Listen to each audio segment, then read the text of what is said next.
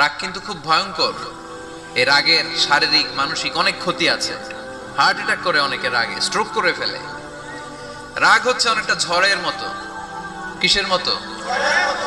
ঝড় যেমনি একদিক থেকে এসে সব লন্ড ভন্ড করে দিয়ে অন্য দিক দিয়ে ছুটে চলে যায়, যখন ঝড়টা হয় তখনও তো টের পাওয়া যায় না। রাগও তেমন। যখন রাগটা আসে কি যে করে ফেলছি তখন বোঝা যায় না। রাগ চলে যাওয়ার পরে, মাথা ঠান্ডা হওয়ার পরে তখন বোঝা যায়, হায় রে এটা কি করলাম। রাগের সময় দিয়ে দিছে তালাক। রাগের সময় কি করছে?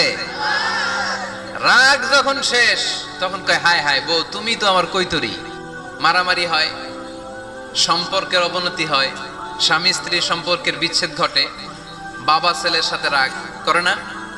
বাপে কয় দিমু না তোরে, কিচ্ছু দিমু না। পোলায় কয় দিবা নাকে, বাপে কয় দিলাম না, পোলায় কয় মারলাম তোমারে।